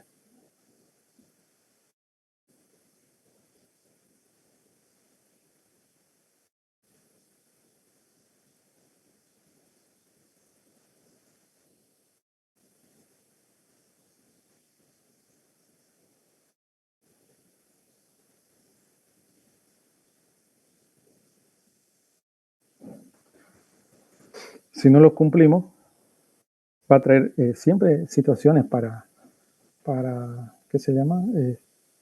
Que pueden ser complicadas para el contribuyente, ¿no? Lo complicado siempre es lo que nos trae problemas, ¿no? Y lamentablemente la administración tributaria tiene un perfil de recaudación, ¿no? Debemos tomar en cuenta eso. Para la administración tributaria nosotros somos alguien a quien va ¿qué se llama? Siempre va a esperar que paguemos, ¿no? Paguemos inclusive lo que corresponde o más de lo que paguemos, ¿no? Entonces nosotros somos los que tenemos que probar. Lo que decía bien Magalí, el hecho, por ejemplo, a veces si yo tengo varias cuentas, inclusive me congelan en 2, 3 cuentas, el mismo monto y el mismo importe, ¿no? Y no solo que estaría no moviendo 500.000, estaríamos no pudiendo mover 1.500.000, ¿no? Entonces estamos hablando de situaciones bien complicadas, complejas, porque cuesta mucho por ejemplo, cuando ya para poder quitarme ese congelamiento de cuentas, tiene que salir una resolución.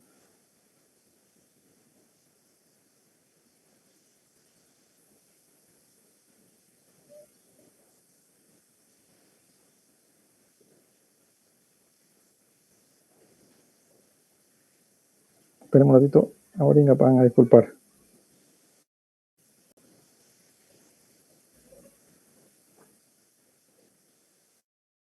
Pero no tengo contexto y ahorita.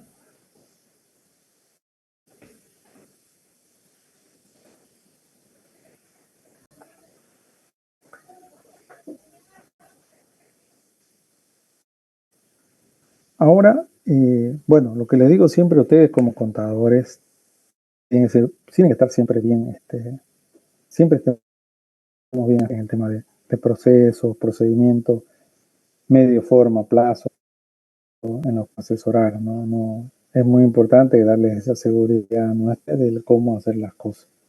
Eso también lo va a hacer a ustedes una reputación mucho más favorecedora, a captar más clientes y sobre todo seguridad, ¿no? Lo que espera siempre el cliente es que nosotros le demos seguridad. No nos olvidemos de algo.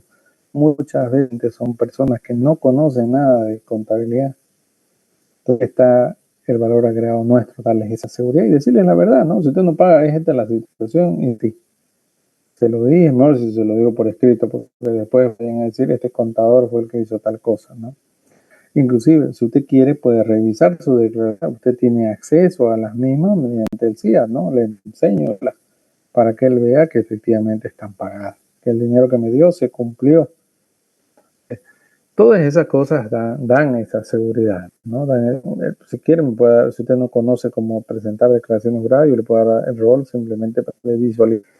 No hoy en día podemos hacer eso, ¿no? ¿no? Vamos a hacer uso de su usuario general, pero le damos un usuario en el cual él pueda verificar, ¿no? Es muy importante, como les digo, esa certeza a cada uno de los clientes y estar siempre revisando los buzones, estar siempre con los cambios normativos. Yo siempre voy a decir esto, hoy miren, por ejemplo, tengo una ventaja grande a cuando yo empecé. Cuando yo empecé en materia tributaria, nada, con los cursos de capacitación había que pagarlo. Todo era pagado, no había nada así, YouTube era quien iniciaba. Y hoy en día, por ejemplo, si yo quiero curso de la administración tributaria, ya existen cursos pregrabados. Por ejemplo, hay la administración de un curso, entonces yo puedo escuchar una hora, inclusive mientras estudio puedo escuchar, ¿no? O cualquier otra cosa. Yo, por ejemplo, hoy en día escucho mucho audiolibros, ¿no? Porque uno tiene que entrenar la mente, ¿no? No distraerse, ¿no? Particularmente, está bien que uno escuche música, todo, pero siempre enfocados, ¿no? Enfocados en lo que quieren. Por ejemplo, escuchar un libro, pueden hacerlo, ¿no? Un audiolibro, entonces le van el trayecto, media hora de regreso. Ustedes deciden qué tiempo, ¿no? Y pueden ver ahí también los videos en YouTube para que vean siempre la posición de la administración tributaria. Siempre es bueno ver la posición del SIN. ¿Qué dicen estos señores? Porque el funcionario del SIN siempre va a decir algo. Entonces ese algo me lo tomo y digo, mira, el SIN dijo esto. ¿Estará correcto lo que este señor está diciendo? ¿O estará? Entonces yo de manera digo, mire, este funcionario está diciendo tal cosa, ¿no? Si como dijo tal cosa, a ver, estará bien la forma en la cual ellos están queriendo llevar a cabo esta forma de recaudar, no sé, pues, ¿no? Entonces, es una situación en la cual tiene que verse, ¿no? Cómo hacer para, en la cual yo, por ejemplo, voy a analizar la posición de la administración tributaria y a dar mi opinión, ¿no? Por ejemplo, en el tema de retenciones tributarias, hace poco la administración tributaria tenía esta posición. Por ejemplo, ¿qué pasa con los recibos taxis que no tienen, que se llama, no tienen número de carnet de identidad, un nombre, ¿no? O sea, ¿cómo declaro, no? La,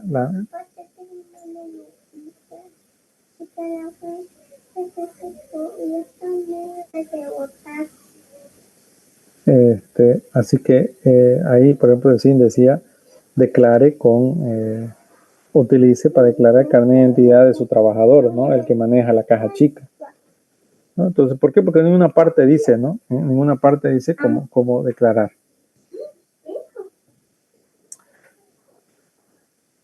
Bueno, ahora ya dejé de compartir, vamos a compartir el otro tema. La verdad que esa participación de Magali es muy buena. Agradecerle también a ella por brindarse y compartir esas experiencias que lo que buscan es nutrir el conocimiento para sus demás compañeros. Bueno, ahora hemos entrado, ya tenemos que tocar el tema de devolución impositiva, ¿no? La ley 1489 es la ley de exportaciones. En su artículo 2 establece, por ejemplo, que el exportador, primero da una definición de qué es la ley de exportaciones, ¿no? De bienes y servicios. En su artículo 2, por ejemplo, aquí antes de empezar, cuando ustedes hicieron el primer trabajo, pudieron notar algo que al revisar me di cuenta que exploraron. La devolución impositiva, ¿solo aplica a bienes o también a servicios acá en Bolivia? Solo bienes, licenciado. Ya. ¿Y en qué países aplica a servicios? Si hicieron su tributación comparada.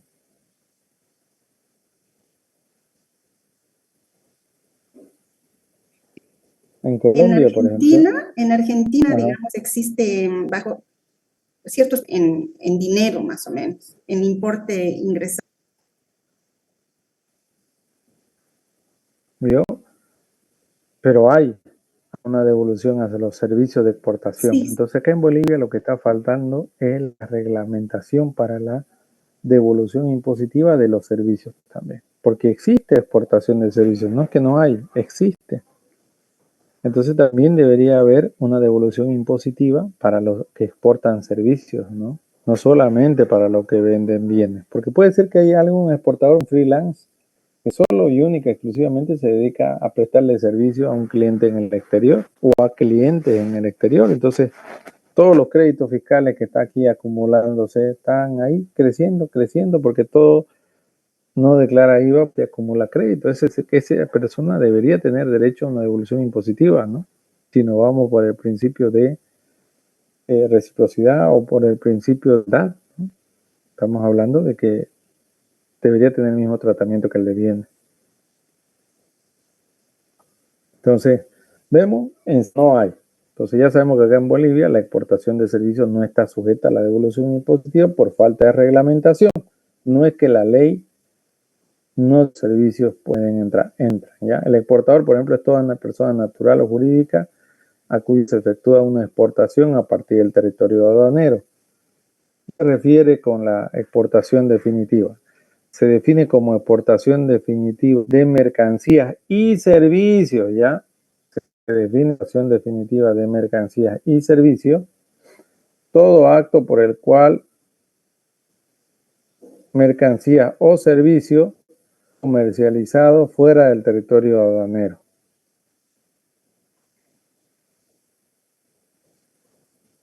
¿Ya?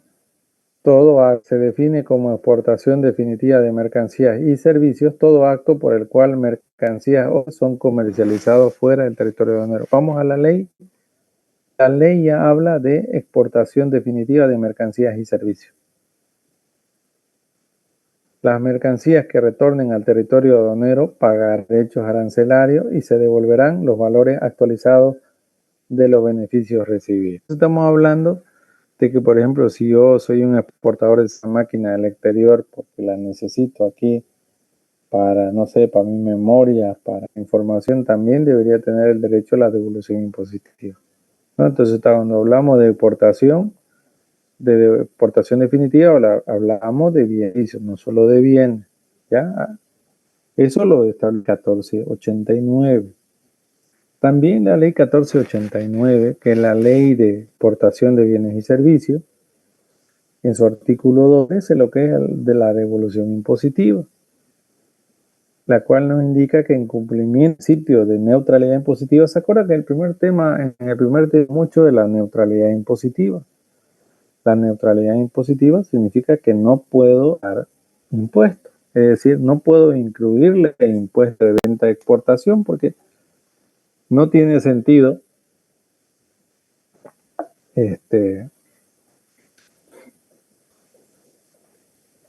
no tiene sentido eh, agarrar los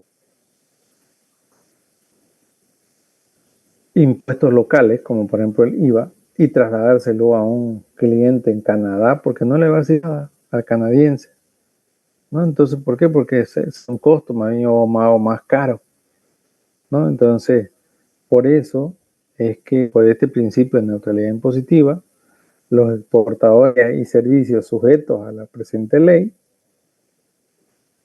recibirán de impuestos. Mire, exportadores de mercancías y servicios, vuelvo a reiterar, la devolución impositiva también debería aplicar a los servicios. Está reglamentado. Bien lo decía Magali, por ejemplo, como Colombia, vuelvo a reiterar, existe todos unos requisitos para que le devuelvan a los exportadores. Hay que cumplir todos esos requisitos para poder acceder a esta devolución impositiva. No es que nomás hacer, porque obviamente los servicios son mucho más complejos porque son intangibles.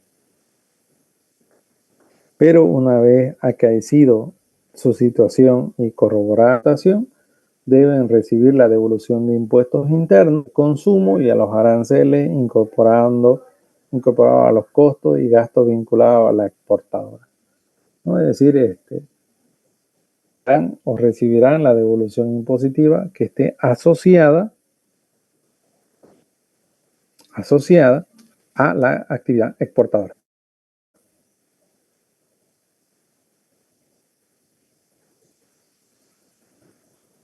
¿Cuál es el tratamiento tributario y arancelario, ¿no? La ley 1489 nos habla del tratamiento tributario y arancelario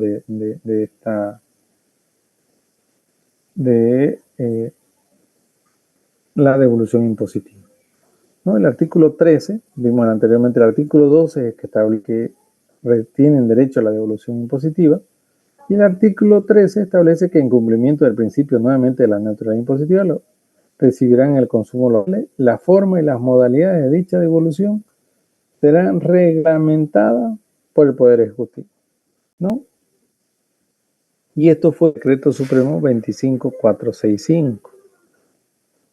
Este Decreto Supremo 25465, en su artículo 2, ¿qué establece? Establece que los certificados de devolución de impuestos CDI, habla de los CDI, son títulos valores transferibles por simple endoso con vigencia indefinida. Tienen vigencia indefinida, no tienen un plazo de vencimiento. Y podrán ser utilizados por el tenedor final para el pago de cualquier tributo cuya recaudación esté a cargo del Servicio de Impuestos Nacionales o de Aduanas, ¿no? Antes se llamaba Servicio Nacional de Aduanas. Mira. Ahora es la Aduana Nacional de Bolivia, conforme a la legislación vigente. Los podrán ser fraccionados, ¿no? O sea, cuando yo pido CDIN, por ejemplo, pido en qué cortes lo quiero. ¿A qué se refiere esto? Por ejemplo, se refiere que una vez realización impositiva, los exportadores pueden transferir su CDI, poder negociarlo, venderlo a un tercero con una tasa de descuento. Y ahí va la otra pregunta hacia ustedes. esa venta de este título valor ¿es grabada con IVA o es sin IVA la venta del título valor? No debo facturar.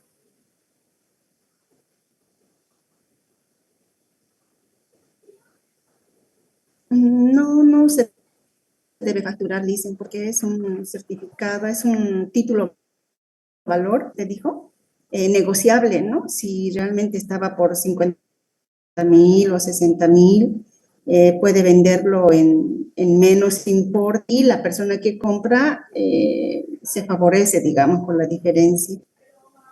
Excelente, excelente. Esa es la respuesta. No IVA, ya, por ende la venta de este título valor, ni IVA ni T, por si acaso, ya. La venta de estos títulos valores no están grabados con impuestos, por ende, al momento de su venta, hay un comprador que va a pagar, no sé, 58.000 por un título valor de 60.000 y va a recibir el exportador, va a monetizar y va a tener en sus cuentas 58.000.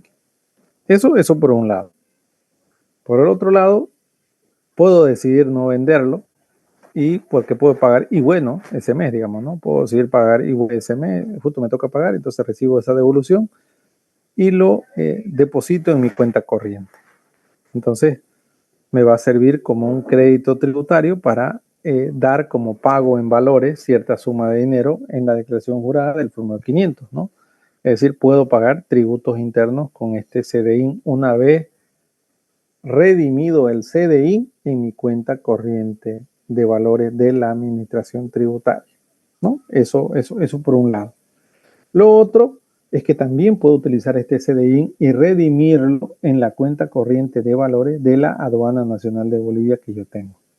No se olviden que en la aduana también hay una cuenta corriente de valores.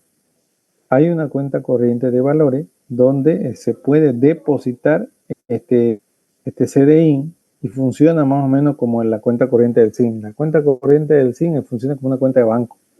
Más o menos, ustedes depositaron tanto y va de PEPs, ¿no? Primero es en entrar, primero es en salir. Va consumiendo conforme a la redención que hicieron, va depositando, ¿no? Va disminuyendo. ¿No? Ahí tenemos el uso o la forma en la cual se va utilizando el CDI. Entonces hay tres formas de utilizar el CDI. Venderlo, monetizarlo cuando lo transfiera a un tercero para que este tercero pueda utilizarlo el crédito y yo monetice ese dinero. Con una tasa de descuento lo voy a vender. Segundo, puedo redimir en su totalidad para pagar mis impuestos mensuales a los cuales estoy sujeto. Y tercero, puedo redimirlo ante la ANAL y utilizarlo para pagar los IVA importaciones o los tributos de importación cuando estos ingresen, ¿no? Entonces puedo utilizarlo como crédito para pagar mis tributos aduaneros, ¿no? Esta forma de pago de la aduana ha sido reciente, ha sido hace poco, no la forma de utilizar, crear una cuenta corriente valores en la aduana, ¿no? Antes no había. El tenía que ir por un importe menor, ¿no? ¿Cómo se hacía, por ejemplo, para pagar el IVA? Y les explico, ¿no? Cómo se hace para pagar el IVA aduanero, por ejemplo, o el GA aduanero con valores. Por ejemplo, si yo quiero pagar algo, bueno, en ese entonces, cuando se paga con NOCRE, que es distinto a CDI, que es otro título valor. El NOCRE también se puede utilizar. Entonces, cuando uno paga con NOCRE, uno no es que va a la aduana y allá presenta el trámite, ¿no? Uno va al SIN, el NOCRE, va al SIN, presenta un formulario. En este formulario indica que va a redimir un NOCRE a nombre de la Aduana Nacional. El NOCRE tiene que ser por un valor menor a los tributos aduaneros que voy a pagar. Supongamos que el tributo sea, no sé, de 1.000.000, mi NOCRE tendría que ser por 80.000 o 900.000 y la diferencia pagarla en efectivo.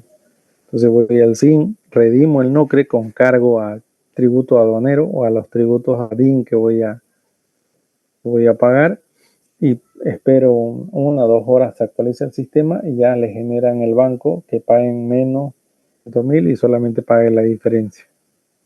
No se va a la aduana cuando es con NOCRE, ¿no? Pero cuando es con CDI, el CDI está depositado en una cuenta que el contribuyente tiene como importador en la cuenta corriente de la aduana. ¿Alguna pregunta hasta acá?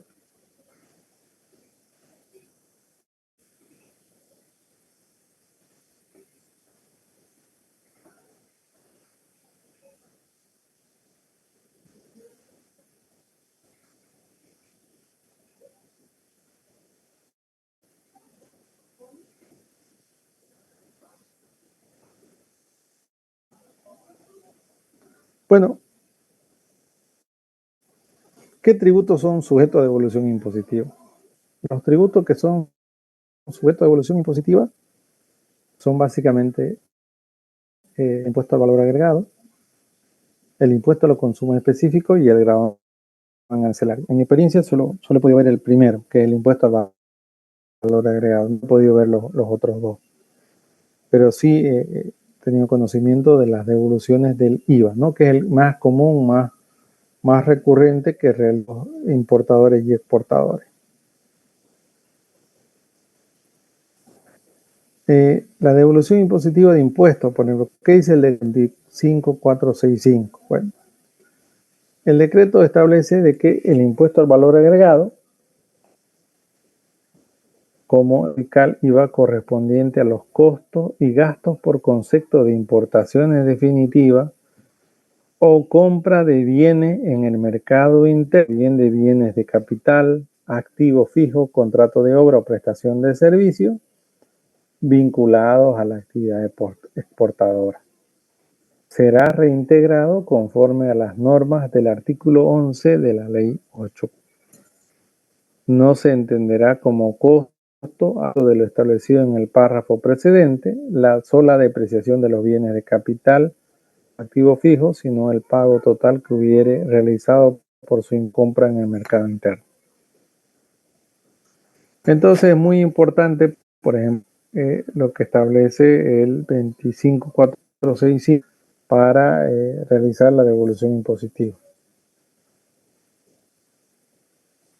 ¿no? La devolución impositiva, los requisitos que debemos cumplir o que las facturas deben cumplir para ser sujeto a devolución de impuestos, ¿no? Crédito fiscal IVA correspondiente a los costos y gastos por concepto de importaciones de compras de bienes en el mercado interno, incluyendo bienes de capital, activo fijo, contrato de obra o prestación de servicios vinculados a la actividad exportadora, que debe ser reintegrado conforme a las normas 11 de la Ley 843. Entonces estamos hablando, ¿qué nos dice el artículo 11 de 843? Obviamente que estén vinculadas y cumplan los requisitos establecidos en normativa para ser válida fiscal. Una situación importante es que la determinación del crédito fiscal para las exportaciones se realizará bajo las mismas que rigen los sujetos pasivos que realizan en el mercado interno. Artículo 8. Entonces, ahí tenemos que ver que si no cumple el requisito establecido en normativa para ser válido para el crédito fiscal, serán válidos para la actividad exportadora. Y tenemos como los exportadores y exportadores no generan débito fiscal en el momento de su venta, entonces van a tener siempre excedentes de crédito fiscal. Y excedente de crédito fiscal, entonces es muy importante que sea la restitución o devolución del crédito fiscal asociado a las exportaciones, ¿no? En mandato a la ley 1489 y el decreto supremo 2546. Obviamente, esto es la devolución sobre el IVA asociado a CDI, ¿no? A los certificados de devolución impositiva, una vez aprobado, aprobada la resolución administrativa que les dé la restitución correspondiente.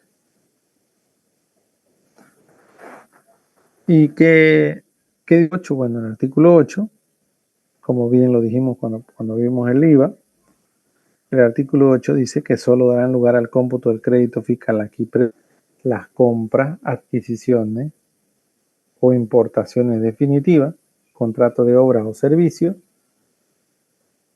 o toda otra prestación o insumo de cualquier naturaleza en la medida en que se vinculen con las operaciones grabadas. Entonces estamos hablando que tiene que estar vinculada a la exportadora, ¿no? Si no está vinculada a la actividad exportadora, no va a generar restitución, peor aún, devolución de ese crédito fiscal concedido, ¿no? Cuando presente el trámite de devolución impositiva, muy probablemente esas facturas sean rechazadas. Si yo solicité, no sé, de 12.000 bolivianos, pónganle, ¿no?, de 500.000 bolivianos de crédito fiscal, no me van a aceptar 500.000, puede ser que me acepten 400, perdón, si yo solicité 500.000, puede ser que me acepten solamente 450.000, y 50.000 no, o 400.000 y 100.000 no. Entonces sobre esos 100.000 voy a tener que pelear, ¿no? O si es que considero que efectivamente el SIN está lesionando mis derechos, ¿no? Y que no corresponde que me rechace la devolución de esa factura, porque sí, esas facturas estarían vinculadas con la actividad a la cual yo me dedico, ¿no? Por ejemplo, soy un exportador al 100%, entonces no tengo más gastos, o sea, al final la acción que le doy a mi personal o que contrato también es relacionada a la actividad exportadora porque es la única actividad que yo realizo. Obviamente cuando hay actividades también en el mercado se vuelve un poquito más complejo el poder diferenciar en qué está vinculada con la actividad exportadora y qué no.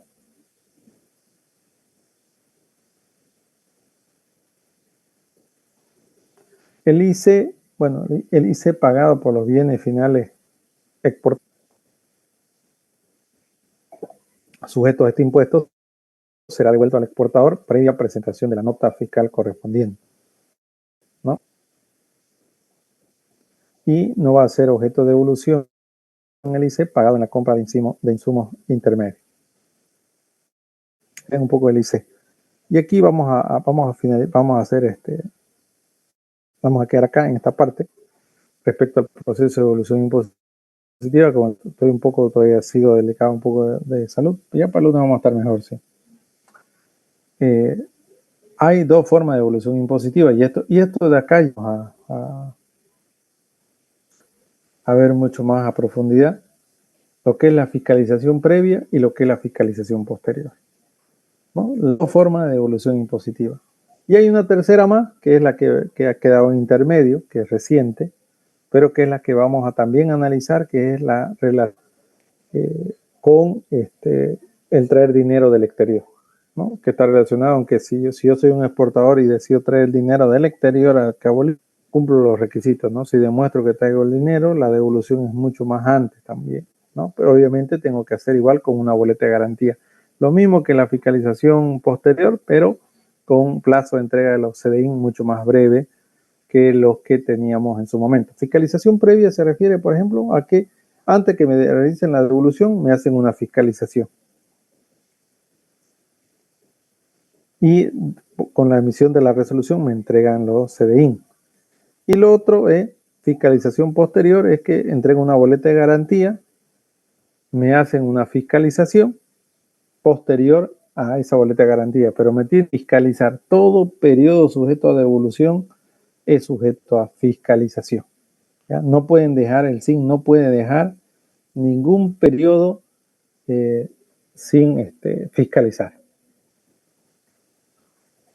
Bueno, dicho esto, desearles buen fin de semana. Hasta aquí quedaríamos. Veo que están en la lista, veo participantes hasta 53, 54 he visto. Entonces, ahí vemos la cantidad de personas que están conectadas, ¿no? Y somos 90 y tantos. O sea, que estamos hablando de que hay un faltante. Así que es importante, por favor, le digan a sus compañeros que tienen que estar el día lunes conectados en las clases, ¿no? Tienen que estar conectados. Entonces, no tienen. Ya, buen descanso, nos vemos el día lunes. Ya continuamos con el tema de los CDI, formulario 200, por favor, el día lunes, los 200 exportadores, o 210 exportadores, perdón.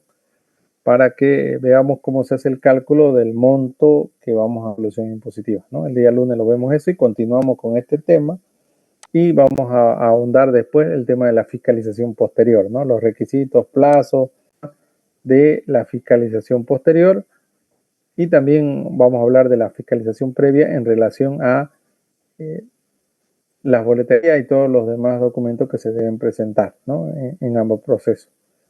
Bueno, nos vemos entonces el día lunes. Que tengan buen descanso y buen fin de semana.